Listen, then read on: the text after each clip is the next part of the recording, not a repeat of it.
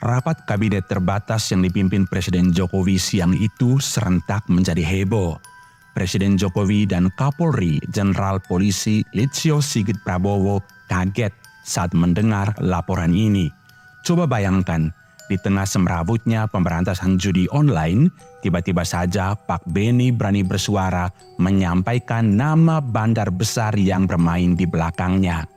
Orang itu berinisial T. Menurut Beni, orang berinisial T pengaruhnya sangat besar, bahkan mungkin tidak akan disentuh oleh aparat penegak hukum. Berikut pernyataan lengkap Kepala BP2MI Beni Ramdhani. BP2MI telah menetapkan PMI sebagai pejuang keluarga, PMI sebagai pahlawan devisa, PMI nyata sebagai penyumbang devisa terbesar kedua kepada negara ini. Hal yang menggembirakan, Pak Saleh, Bank Indonesia telah merilis di tahun 2023 bahwa sumbangan devisa pekerja migran Indonesia sebesar 227 triliun kepada negara ini. Dan menempatkan sumbangan PMI sebagai sumbangan devisa terbesar kedua. Ini tentu membanggakan, sehingga transformasi yang sedang berjalan dan dikerjakan, berbagai perubahan besar yang kita ingin wujud nyatakan, berbagai regulasi yang menunjukkan negara berpihak kepada para pekerja migran Indonesia, layanan yang lebih mudah, murah dan cepat, yang itu menjadi tradisi baru dalam memberikan pelayanan kepada pekerja migran Indonesia, dan pemberian fasilitas istimewa kepada pekerja migran Indonesia menunjukkan bahwa saatnya negara hadir, negara berpihak kepada para pekerja migran Indonesia. Dalam beberapa kasus juga, BP2MI telah menyampaikan dalam rapat terbatas di Istana Negara, di hadapan Presiden, dengan tegas saya katakan, jika selama ini kenapa negara tidak mampu menyentuh sindikat penempatan ilegal, nyata bahwa sindikat penempatan ilegal selalu dibackingi oleh oknum-oknum memiliki atributif kekuasaan di negara ini.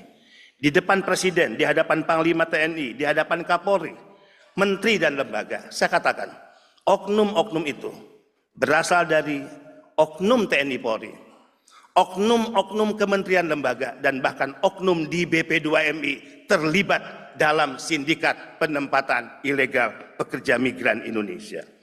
Tentu jika saya menyebut seperti ini tidak boleh ada institusi yang merasa rendah diri atau merasa dipermalukan. Kita percaya oknum brengsek dan pengkhianat Republik akan selalu ada dimanapun. Tapi kita yakin di institusi negara, di kepolisian, di TNI, di kementerian lembaga, dan juga yang lainnya, akan masih banyak orang-orang baik yang memiliki komitmen kepada negara merah putih dan Republik ini. Bahkan ada tren baru saya ingin laporkan kepada Pak Saleh. Kalau dulu kita berpikir korban penempatan ilegal adalah mereka yang pendidikannya menengah ke atas. Tidak seperti itu dalam kasus penempatan ilegal ke Kamboja. Rata-rata mereka adalah anak-anak muda, lulusan SMA, kemudian juga bahkan S1. Dan ada case beberapa anak muda S2. Dan dari Sumatera Utara juga tidak sedikit yang menjadi korban. Untuk hal ini, saya menyatakan di depan Presiden, Panglima TNI dan Kapolri, sebetulnya sangat mudah untuk menangkap siapa aktor di balik bisnis judi online di Kamboja dan siapa aktor di balik scamming online. Saya cukup menyebut inisialnya T aja paling depan lah. Yang kedua saya nggak perlu sebut. Dan ini saya sebut di depan Presiden. Boleh ditanya kepada Pak Menko, Pak Mahfud MD saat itu. Ya, Presiden kaget. Pak Kapolri kaget, agak cukup heboh rapat terbatas saat itu. Orang ini adalah orang yang selama Republik ini berdiri mungkin tidak bisa disentuh oleh hukum. Mohon maaf dengan segala hormat. Saatnya negara mengambil tindakan tegas, tidak hanya menyeret para calo, kaki tangan, tapi mampu hukum menyentuh para bandar, para tekong, mereka yang kita kategorikan sebagai penjahat, penjual anak bangsa yang selama ini mengambil keuntungan dan pesta pora dari bisnis haram perdagangan manusia. Keberanian Beni mengungkap nama Mr. T bisa jadi merupakan langkah besar dalam perang melawan judi online. Tapi di balik itu terdapat tantangan besar. Mr. T bukan hanya memiliki kekuatan ekonomi yang besar, tetapi juga koneksi politik dan sosial yang luas. Ini tentu menjadi tantangan nyata bagi penegakan hukum untuk menembus lapisan-lapisan perlindungan yang dimiliki oleh Mr. T. Peluang untuk menangkap Mr. T memang ada, namun tantangannya tidak sedikit. Pihak berwenang harus memperkuat bukti dan membuktikan keterlibatan Mr. T dalam praktik judi online secara hukum.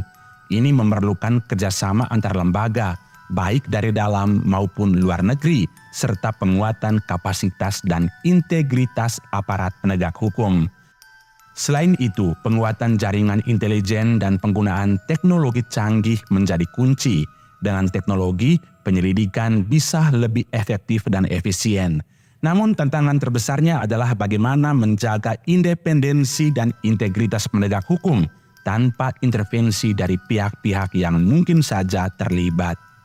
Menangkap Mr. T bukan hanya soal penegakan hukum, tetapi juga tentang mengirim pesan kuat kepada para bandar judi lainnya bahwa negara tidak akan tinggal diam. Ini adalah ujian bagi ketegasan dan keberanian aparat penegak hukum serta komitmen pemerintah dalam memberantas praktik perjudian online yang sangat meresahkan masyarakat. Apakah Presiden Jokowi dan Kapolri akan berhasil menangkap Mr. T? Bagaimana dampaknya bagi pemberantasan judi online di Indonesia? Kita tunggu saja. Jangan lupa untuk like, share, dan subscribe untuk update berita menarik lainnya. Terima kasih sudah menonton sampai pada detik ini.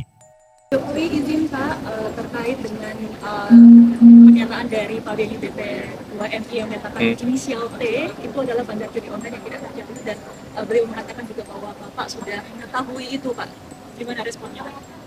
Enggak tahu, tanyakan ke Pak Beni aja. Ya.